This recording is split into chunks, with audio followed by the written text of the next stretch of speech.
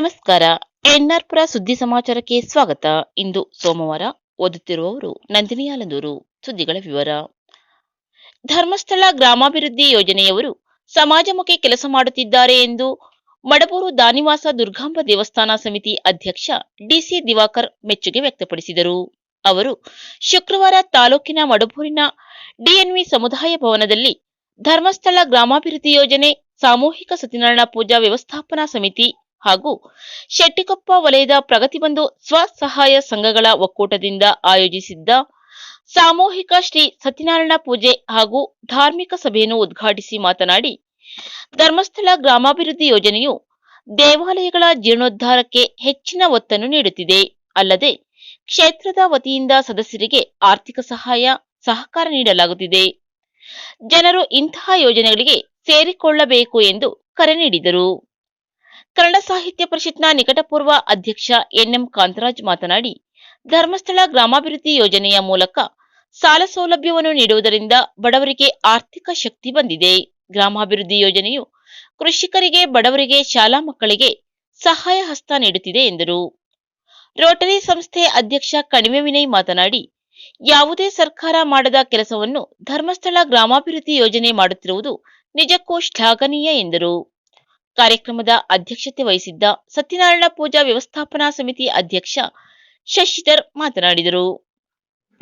ಈ ಸಂದರ್ಭದಲ್ಲಿ ಗ್ರಾಮಾಭಿವೃದ್ಧಿ ಯೋಜನೆಯ ಕೊಪ್ಪ, ಎನ್ಆರ್ಪುರ ತಾಲೂಕುಗಳ ಯೋಜನಾಧಿಕಾರಿ ರಾಜೇಶ್, ಮುತ್ತಿನಕೊಪ್ಪ ಗ್ರಾಮ ಪಂಚಾಯಿತಿ ಅಧ್ಯಕ್ಷೆ ನೀಲಮ್ಮ, ವಲಯ ಮೇಲ್ವಿಚಾರಕ ಪುರುಷೋತ್ತಮ್, ಗ್ರಾಮ ಪಂಚಾಯಿತಿ ಸದಸ್ಯೆ ಬಾಳೆಮನೆ ಪ್ರವೀಣ್, ಒಕ್ಕೂಟದ ಅಧ್ಯಕ್ಷ ಎಇ ಎಲ್ದೋ ಆಲಂದೂರು ಮತ್ತಿತರರು ಉಪಸ್ಥಿತರಿದ್ದರು. ನರಸಿಂಹರಾಜಪುರ ಪಟ್ಟಣದ ರಾಘವೇಂದ್ರ ಬಡಾವಣೆಯ ವಾರ್ಡ್ ನಂಬರ್ 9ರ ಉದ್ಯಾನ ನಿರ್ವಹಣೆಗೆ ಅಮೃತ್ 2.0 ಯೋಜನೆಯಡಿ 10 ಲಕ್ಷ ಬಿಡುಗಡೆಯಾಗಿದೆ ಎಂದು ಪಟ್ಟಣ ಪಂಚಾಯಿತಿ ಎಂಜಿನಿಯರ್ ಅಶ್ವಿನಿ ಹೇಳಿದರು. ಅವರು ಶುಕ್ರವಾರ ಇಲ್ಲಿನ ಪಟ್ಟಣ ಪಂಚಾಯಿತಿ ಸಭಾಂಗಣದಲ್ಲಿ ನಡೆದ ಬೀದಿ ಬದಿ ವ್ಯಾಪಾರಿಗಳಿಗೆ ಸಾಲ ವಿತರಣೆ, ಕ್ರೆಡಿಟ್ ಕಾರ್ಡ್, ಡಿಜಿಟಲ್ ಪಾವತಿ ಹಾಗೂ ಸ್ವಸಹಾಯ ಸಂಘದವರಿಗೆ ಸಾರ್ವಜನಿಕ ಉದ್ಯಾನ ನಿರ್ವಹಣೆ ಮಾಹಿತಿ ಕಾರ್ಯಕ್ರಮದಲ್ಲಿ ಮಾತನಾಡಿದರು. ಅಮೃತ್ ಮಿತ್ರ ಕಾರ್ಯಕ್ರಮದಡಿ ವಿವಿಧ ತಾಂತ್ರಿಕ ಮತ್ತು ತಾಂತ್ರಿಕೇತರ ಚಟುವಟಿಕೆಗಳಲ್ಲಿ ಒಂದಾದ ಉದ್ಯಾನ ನಿರ್ವಹಣೆಯಂತಹ ಚಟುವಟಿಕೆಗಳನ್ನು ರಾಷ್ಟ್ರೀಯ ನಗರ ಜೀವನೋಪಾಯದಡಿ ನೋಂದಾಯಿತ ಮಹಿಳಾ ಸ್ವಸಹಾಯ ಗುಂಪುಗಳ ಮೂಲಕ ನಿರ್ವಹಣೆ ಮಾಡಲು ಉದ್ದೇಶಿಸಲಾಗಿದೆ ಎಂದರು. ಪಟ್ಟಣ ಪಂಚಾಯಿತಿ ಸಮುದಾಯ ಸಂಘಟಕ ಲಕ್ಷ್ಮಣಗೌಡ ಮಾತನಾಡಿ, ಕ್ರೆಡಿಟ್ ಕಾರ್ಡ್ ಹಾಗೂ ಡಿಜಿಟಲ್ ಸೌಲಭ್ಯದ ಮಾಹಿತಿ ನೀಡಿದರು. ಸಭೆಯ ಅಧ್ಯಕ್ಷತೆಯನ್ನು ಪಟ್ಟಣ ಪಂಚಾಯಿತಿ ಮುಖ್ಯಾಧಿಕಾರಿ ಆರ್ವಿ ಮಂಜುನಾಥ್ ವಹಿಸಿದರು. ಸಭೆಯಲ್ಲಿ ಉಪಸ್ಥಿತರಿದ್ದ ಪಟ್ಟಣದ ಮಾರಾಟ ಸಮಿತಿ ಅಧ್ಯಕ್ಷ ಗುರುಮೂರ್ತಿ, ಒಕ್ಕೂಟದ ಅಧ್ಯಕ್ಷೆ ಭಾನುಮತಿ ಮಾತನಾಡಿದರು. ಪಟ್ಟಣ ಮಾರಾಟ ಸಮಿತಿ ಸದಸ್ಯರಾದ ಸರೋಜಾ, ಶೈಲಾ, ದೀಪಾ, ಯಶೋಧ, ಜ್ಯೋತಿ, ಜಗದೀಶ್, ಸೈಯದ್ ಮದನಿ, ಶೈನಿ, ರಾಜು, ಸಮುದಾಯ ಸಂಪನ್ಮೂಲ ವ್ಯಕ್ತಿ ಶ್ರುತಿ, ಎನ್ಪಿ ರಕ್ಷಿತಾ ಉಪಸ್ಥಿತರಿದ್ದರು.